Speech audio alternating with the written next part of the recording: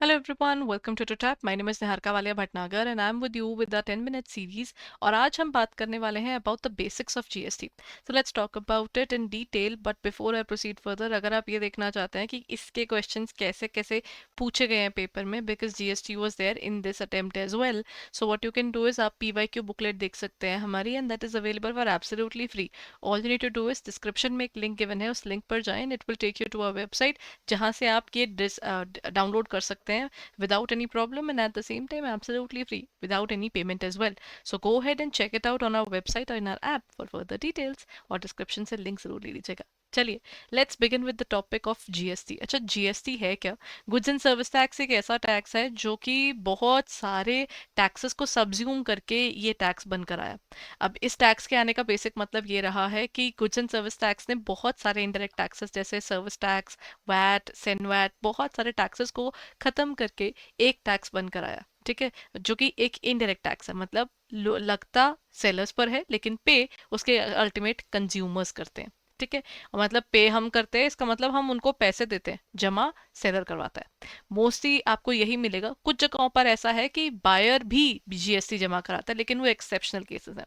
अब if I talk about goods and service tax, कहते हैं ये गुड्स और सर्विसेज की सप्लाई पर लगता है. ये हमारे कंट्री में इंट्रोड्यूस हुआ था 1 जुलाई 2017 को. पता है क्या हुआ था? बेसिकली जो फर्स्ट क्वार्टर था, 1 अप्रैल से लेके इसका जो 1 जुलाई तक का टाइम था, ये जो इससे पहले आप बोल सकते हो, तो 30th of June would be the last date. इस टाइम पीरियड में लोगों को कहा गया था कि आपके पास समय दे रहे हैं कि आप जो भी वैट और सर्विस टैक्स वगैरह के अंदर है, आप ना जीएसटी के अंदर शिफ्ट कर जाए. तो उस टाइम पर उनके वाले पोर्टल भी साथ में चल रहे थे और 1 जुलाई से ये लग गया था. ये एक डेस्टिनेशन बेस्ड टैक्स है, मतलब जहां पर ये पहुंचेगा ये वहां पर लगता है. और ये आपकी हर चीज पर लगता है, चाहे वो सेल हो रही हो, ट्रांसफर हो रही हो, परचेज हो रही हो, कोई बाटर हो रहा हो, मतलब एक्सचेंज हो रहा हो, कोई लीज है या कोई इंपोर्ट है. इवन कस्टम ड्यूटी के साथ में भी जीएसटी लगता है, उसमें आईजीएसटी लगता है. बट अभी आईजीएसटी क्या है? जीएसटी को हमारे कंट्री के अंदर ना डुअल मॉडल कंसेप्ट में लाया गया, मतलब एक सेंटर और एक स्टेट के हिसाब से. अब सोचिए, अगर मैं हूँ हरियाणा में और मैं हरियाणा के अंदर ही सेल करती हूँ, तो इसके अंदर वो कहते हैं कि अब एक ही स्टेट के अंदर आ गया, तो इसका मतलब पहले होता था कि अगर इंटर जब एक ही स्टेट के अंदर हो तो स्टेट के पास पैसा जाता था जब भी कोई टैक्सेस लग रहे थे. लेकिन अब क्या हुआ, जब ये आया जीएसटी आया, तो जीएसटी कहता कि अगर आप इंट्रा स्टेट सेल कर रहे हो, मतलब विद इन द स्टेट आप सेल कर रहे हो कोई भी चीज, या आपकी सप्लाई कर रहे हो सर्विसेज की, तो उस केस में क्या होगा, उसमें लगेगा CGST एंड SGST. अब इसका मतलब क्या हुआ? अगर 10% मान लीजिए जीएसटी है, जीएसटी के वैसे रेट्स अलग हैं, इट इज बेसिकली 0, 5, 12, 28 एंड, अच्छा सॉरी, 18 एंड 28. मुझे ये याद करने थे तो मैंने हिंदी में इसको याद किया था. If you know any specific way जिसमें आपको राइम में याद होते हैं, तो you can do it that way. मैंने इसको याद किया था 0, 5, 12, 18, 28, क्योंकि मुझे याद करने में ये आसान लगा था. You can learn it in the way you want to. इसके अभी तो ये स्लैब्स हैं और ये मैक्सिमम 40% पर जा सकता है as per the taxation system, कि जो लिखा गया है कि ये मैक्सिमम 40% तक जा सकता है. If I talk about the CGST as well as SGST, हमको जब वर्किंग करनी है तो सेंट्रल जो आपका गुड्स एंड सर्विस टैक्स है और स्टेट का गुड्स एंड सर्विस टैक्स है. When I am looking at all of these things, अब यहाँ पर क्या होगा कि 10 का हाफ स्टेट ले जाएगी और हाफ सेंटर ले जाएगी. अब इसका नुकसान स्टेट्स को क्या हुआ था, जो सेल्स स्टेट्स के विद इन भी हैं उसका भी 50% टैक्सेशन का चला गया सेंटर के पास में. And what if it is between two specific states, for example Haryana and Punjab हो गया, तो इसका पूरा का पूरा part that goes to the centre, और उसको ये लोग कहते हैं integrated goods and service tax. अच्छा, what if it's a UT, क्योंकि एसजीएसटी तो स्टेट्स में लगता है लेकिन यूनियन टेरिटरीज में क्या है, तो वहां पर वो कहते हैं वहां पर यूटी जीएसटी लगता है, या कुछ जगहों पर इसको यूजीएसटी भी कहते हैं. सो दिस इज द पॉइंट, यूजीएसटी. अच्छा, दो जगहें हैं, एक दिल्ली और एक पुडुचेरी, और अब जम्मू एंड कश्मीर जो है, इनके अंदर आपको एसजीएसटी देखने को मिलता है. बाकी सब जगहों पर आपको यूजीएसटी लगेगा जहां पर भी यूटी की बात की जा रही है. अब बारी आती है जीएसटी में बहुत सारी चीज़ इंक्लूड की गई, लेकिन कुछ चीज़ों को अभी तक तो उससे बाहर ही रखा गया। उनमें सबसे ऊपर है क्रूड ऑयल। क्रूड ऑयल उसमें नहीं इंक्लूडेड। देन इलेक्ट्रिसिटी सप्लाई भी उसके अंदर इंक्लूडेड नहीं है। पेट्रोलियम प्रोडक्ट्स भी उसके अंदर इंक्लूडेड नहीं है, और साथ साथ अल्कोहलिक लिकर भी इसमें इंक्लूडेड नहीं है। इन सब का पैसा इनकी स्टेट्स के पास ही जा रहा है, तो एटलीस्ट स्टेट्स को कहीं और से नहीं तो यहाँ से तो उन स्टेट्स को फायदा हो ही रहा है कि कुछ तो पैसे आ ही रहे हैं। अब हमने इतनी सारी बात करी, लेकिन इसके बेसिक फीचर्स के बारे में बात करते हैं। So let's talk about the features of GST first.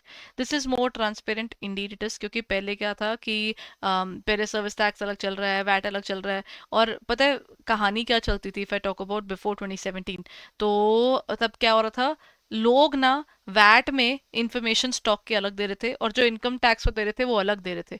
You could find the difference between the two, but the fact was since ये दोनों जगह अलाइंड नहीं थी, ये पता ही नहीं चलता था किसी को। सो जीएसटी के आने से क्या हो गया कि अब जीएसटी ना कहीं अपनी अलाइनमेंट इनकम टैक्स के साथ भी रखता है, और इसकी एक ही महीने के अंदर आपकी रिटर्न्स जो है वो 2-3 बनती है, तो जिसके हिसाब से क्या होता है कि आपकी ना जो सप्लाई है वो दोबारा रीचेक हो जाती है। आईटीसी होती है, इनपुट टैक्स रेट, जो आपने पीछे ले लिया है टैक्स रेट, उसको दोबारा रीचेक हो जाता है। तो this is way more transparent and it genuinely is. And administration is easier. इस चीज पर अगर मैं प्रैक्टिकली बात करूं, maybe it is easier for the people who are handling it in the back, but if I talk about the consumers as well as the CAs who are handling it, it is way difficult. Because अब जितनी states उतने ही ज्यादा आपको GST की registration चाहिए। Think about SBI, SBI is there in the entire country. हर एक state में जाकर उनको एक नया अपने लिए रजिस्ट्रेशन लेना पड़ा होगा, और उसके बाद हर स्टेट के लिए उनको अलग से रिटर्न फाइल करनी है। So if I look at SBI itself, उनकी कितनी रिटर्न्स जाती होंगी। सो नॉर्मल ऑर्गेनाइजेशंस की भी बहुत ज़्यादा रिटर्न्स बन जाती हैं। तो this is one particular part, this is not easy for the consumer, but yeah maybe the administration has become more transparent for the people who are actually dealing with it.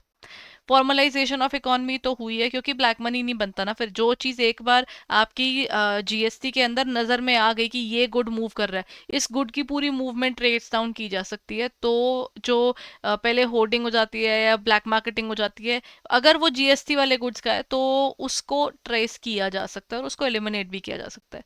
Low cost of compliance, compliance cost as per the government, यहाँ पर definitely एक चीज़ कम ज़रूर हुई है। देखिए बहुत सारे acts की बजाय एक स्पेसिफिक एक्ट तो डेफिनेटली फर्क डाल देता है ना। तो इसके अंदर बहुत ज़्यादा पेमेंट्स भी होने लगे बिकॉज ट्रांसपेरेंसी आ गई। तो this is one particular part जो प्रैक्टिकली हुआ है। रिड्यूसिंग फिजिकल इंटरफेरेंस, इनकी वेबसाइट है जी, अब इन्होंने अपनी वेबसाइट के हिसाब से काम करना है, तो obviously there is no physical interference. अब वो लड़ाई नहीं है, वो झगड़ा नहीं है, वो चीज़ सॉर्टेड है उल्टा। ठीक है ना। फिर बारी आती है कि जब इसकी जीएसटी की अगर हम बेसिस की बात करें, इनकी अपनी एक स्पेसिफिक काउंसिल है। ठीक है, उस जीएसटी काउंसिल में यूनियन फाइनेंस मिनिस्टर चेयरमैन है। It also includes the minister of state revenue and the state financial ministers, उसके अंदर ये इंक्लूड होते हैं। ठीक है, और जीएसटी की जो काउंसिल है वो एक मेन डिसीजन मेकिंग बॉडी है, जो रिकमेंडेशंस देती है कि कौन से गुड्स पर कैसे टैक्स लगना चाहिए, क्या एग्जेम्प्ट होना चाहिए। ठीक है, फिर बारी आती है आईटीसी, जिसके बारे में पीछे बात करी थी। मान लीजिए मेरे ऊपर ना जीएसटी जो फाइनल गुड है उसके ऊपर कुछ बना है, लेकिन जब मैं चीज़ बना रही थी, जो मेरे पास रॉ मटेरियल आया है, उस पर भी तो मैं जीएसटी पे करके आई हूँ। जो मैंने सर्विसेज ली हैं उन पर भी तो मैं जीएसटी पे करके आई हूँ। तो टेक्निकली जो भी मेरे पास मेरा सेल पर जीएसटी बनता है, उसमें से मैंने जो पे किया हुआ जीएसटी है वो माइनस होगा। Why should there be taxation on further taxation? ये डबल टैक्सेशन को खत्म करने ही तो आया था, जिस चीज़ को इसने किया भी है। जो अगर आप पीछे टैक्सेस पे कर चुके हो इनपुट के फॉर्म में, तो you can deduct it from the output liability, और आपको बचा हुआ ही पे करना है। अगर बच गया तो वो आगे भी चल जाएगा, या आपको पे करना है या आपको वो आगे चला जाएगा। तो इनपुट टैक्स क्रेडिट हर टैक्स पेयर को वहां पर अवेलेबल हो जाता है जिसने जीएसटी पे किया होता है, जब वो चीज बना रहा था उस समय पर। तो इसके एडवांटेजेस क्या हुए? इजी टू अंडरस्टैंड है, कंप्लाई करना आसान है, फास्टर इकोनॉमिक ग्रोथ आपके इसको इसके अंदर देखने को मिलती है। इस चीज़ में थोड़ा सा हमें धक्का ज़रूर लगा था, क्योंकि डिमोनेटाइजेशन, जीएसटी और कोविड सब अपने लिए बैक टू बैक पड़ा था। शायद अगर ऐसा ना होता तो हमारे लिए सिचुएशन थोड़ी डिफरेंट होती। देन इफेक्टिव एडमिनिस्ट्रेशन, वो इसका डेफिनेटली है। ब्रॉडनिंग द टैक्स बेस, बहुत सारे लोग इसमें जुड़ गए जो शायद पहले कभी ब्लैक मनी में इन्वॉल्व थे। Everybody is now a part of GST now. So this is better tax compliance. That is definitely there. Then improvement in the ease of doing business. Practically तो नहीं, लेकिन हाँ, लेकिन अगर हम वैसे बात कर रहे हैं तो एक बार चीज़ ट्रेस होगी तो आसानी है. Why am I saying this in a dilemma? Because ना बुक के अंदर तो ये improvement in the ease of doing business है, but think about the number of returns that people are filing right now. अगर आप इनकी क्वार्टरली, मंथली और उस हिसाब से बनाकर देखेंगे तो 30+ रिटर्न्स आती हैं इन 1 ईयर. तो दिस इज समथिंग जो कंप्लाइंस को डेफिनेटली ज़्यादा चैलेंजिंग बना देता है जो उस साथ में एक्चुअली डील कर रहे हैं. बट यहाँ पर यह है, there is no tax on tax, which is definitely true. इन्होंने वो चीज़ खत्म की. इसके एडवांटेजेस में काफ़ी जगहों पर आपको मिलेगा कि it controls inflation, but actually it adds to that. Indirect taxes जो हैं वो काफ़ी हद तक आपके इन्फ्लेशन में ऐड कर देते हैं, जबकि direct taxes helps in curbing this part. Because जिसके पास ज़्यादा पैसा वो उसको टैक्सेशन ज़्यादा करता है, और यहाँ पर सबके लिए टैक्स सेम है. जिसने 1 रुपया कमाया उसको भी उस हिसाब से टैक्स देना है, जिसने 100 रुपये कमाए उसको भी, जिसने लाख कमाए उसको भी. So this is one part जहाँ पर GST is something which can definitely create a trouble. But yes, overall अगर हम बात करते हैं तो इसका आना हमारे कंट्री के लिए बेनिफिशियल ही रहा है. इन द लॉन्गर रन तो वो अपना प्रूव भी कर चुका है. So everyone, this is where I end the session. I hope ये सेशन आपके लिए हेल्पफुल रहा है, and if it has been तो definitely go ahead and check out our website. आप क्या कर सकते हैं कि अगर आप पढ़ते वक्त यू फील कि आप अपनी पढ़ाई को उस तरीके से नहीं कर पा रहे हैं जिस तरीके से आप करना चाहते हैं, तो आप क्या कर सकते हैं, you can just check out our website, that is edutap.in. आप जैसे ही उस पर जाएंगे, click on the courses area, you can go for the JIB. आप जस्ट क्लिक कीजिए JIB पर and scroll it down and you will find our courses there. ठीक है, so this is where you will find our courses. यहाँ पर ना you can go head and pick up our master course. यहाँ पर आपको मास्टर कोर्स मिल जाएगा, live classes हैं, कॉन्सेप्ट्स हैं, कॉन्सेप्ट नोट्स है, सब कुछ आपको यहाँ मिल जाएगा. आपको single and combo you can by any of these things. ठीक है, सिंगल में आपको इंडिविजुअल सब्जेक्ट्स मिल जाएंगे, जबकि यहाँ पर आपको मिल जाएगा हमारा complete all that specific subjects इसमें इंक्लूडेड है. लाइव क्लासेस आपको मिलेंगी बाय द एंड, यानी एग्जामिनेशन से बिल्कुल पहले. बाकी आपको रिकॉर्डेड क्लासेस मिल रही हैं मास्टर कोर्स के अंदर, जितने भी हर एक चैप्टर के डिटेल्ड आपके छोटे छोटे वीडियोस हैं जिनके थ्रू आप पढ़ सकते हैं. एंड देन ऑल्सो आपको मॉक टेस्ट मिल जाएंगे, फुल लेंथ टेस्ट मिल जाएंगे, यूनिट टेस्ट मिल जाएंगे. You get everything there. So go ahead and check it out on our website or in our app for further details. Keep on learning, everyone, and keep growing. Thank you.